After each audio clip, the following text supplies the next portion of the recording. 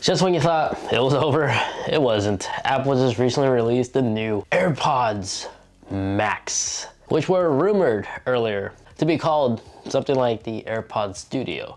But these over-ear headphones are officially released and they're expensive. You could buy a pair of Sony's or Bose for almost half the cost. And those are well known to be great overall performers, the over-ear headphones market. But yeah, the year still isn't over and we got one more product, a Christmas surprise by Apple. Still blows my mind how these leakers were accurate in their reports about these coming out very soon this year. Just apparently there was some manufacturer delays, which is why we're now getting it today. Now, they are available to be pre-ordered and the release date is 15th, so literally next week. There's a bunch of different cool color choices to choose from. You could go with the standard white or black, which is silver, space gray, but then there's also additional cool looking ones too, like sky blue, green, and pink. Now for something around $500, again, there's other great alternatives that I will recommend, like the Sony M4s. I just recently picked these up and I was really impressed with them. So I'm definitely gonna make a comparison against these two as soon as my unit arrives. Now, very similar to AirPods Pro, these are also gonna have active noise cancellation as well as support for transparency mode.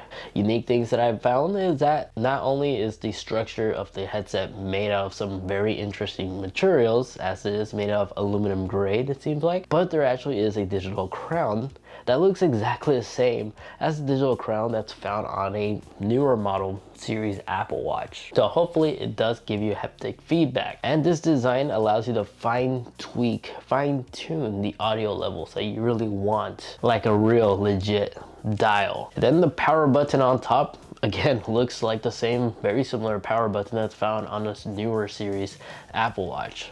So this being an Apple product, of course, is going to be equipped with an H1 chip, which allows you to pair across all your Apple devices, just like you would with modern AirPods. So since one is paired to one device, it's already paired across all your other Apple devices under that same iCloud account. Now, instead of being made out of just aluminum, apparently the entire frame is made out of stainless steel, which thanks goodness they do, because that is not a cheap headset. Now it's marketed as the top part, that rests on top of your head is made out of some custom mesh cushion that not only will allow this headset to be breathable, but should be extremely comfortable to wear, especially for those long periods if you're flying or on a long road trip. A cool thing I found that was really interesting, that these ear cups are actually memory foam. And not only that, they're mesh, so they're also breathable. Now, how this will perform to prevent ambient noise from leaking in, we just have to test it out. But I do have a massive concern about the lighter color versions.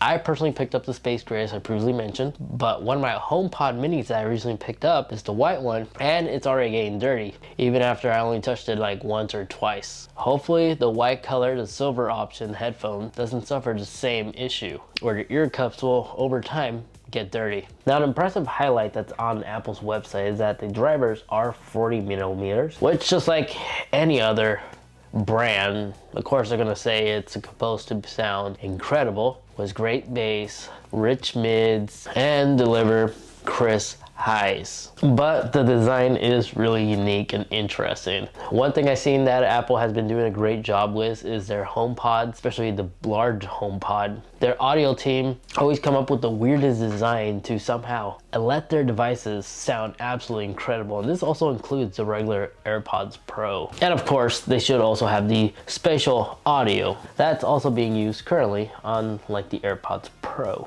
And of course, they should be using the same EQ technology that's also found on the AirPods Pro.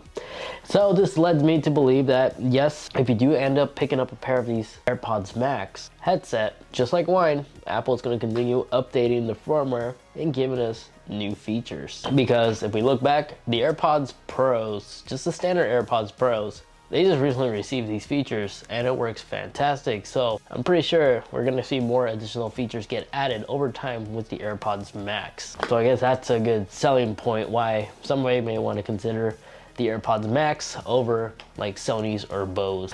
So battery life, 20 hours under a single charge. That's what it's marketed at. Nothing too crazy. There's internal sensors, of course, built into them, where it said if you lift one ear cup out of your ear, it will automatically pause whatever you're listening to and resume back as soon as you place it back on. Their images definitely shows that they have external microphones all over the place, so audio quality in terms of answering a phone call should sound absolutely amazing. And since these are larger microphones, they should also perform very well outdoors in a noisy environment, I would assume. But again, the 20-hour battery life mark that they market on their website, that's what's ANC enabled. And yes, I do agree there's other over-ear headphones that can achieve a much better battery life, but 20 hours, again, that's plenty enough juice.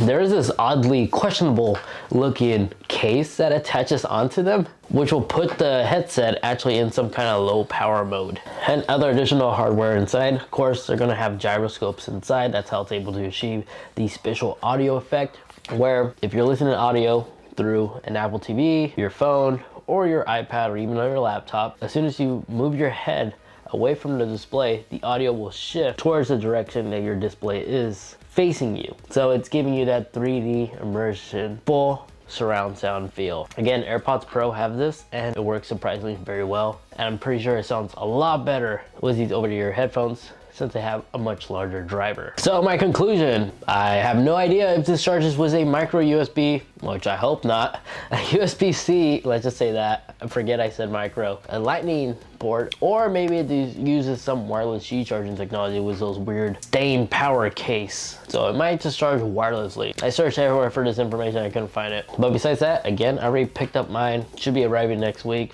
Make sure you are subscribed, because I'm not gonna go ahead and give you my honest thoughts about it, but I'm also gonna go ahead and compare it against what's currently is king in today's market in terms of over-the-ear headphones. That's known to be a good value, which is the Sony's M4. I'm gonna go ahead and compare it against those two. Other than that, $550 isn't cheap. But since they are made out of stainless steel, which also isn't a cheap material, these may actually have potential in not just feeling extremely premium, but also being extremely durable.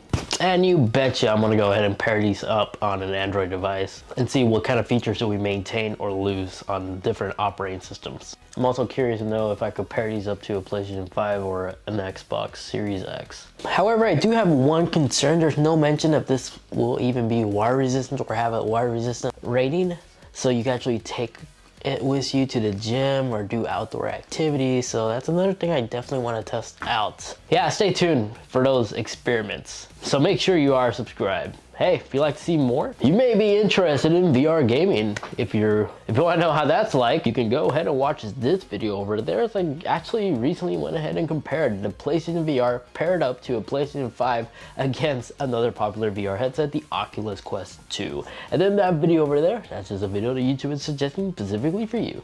Thanks so much for watching. Take care, and I'll catch you all in the next one. See ya.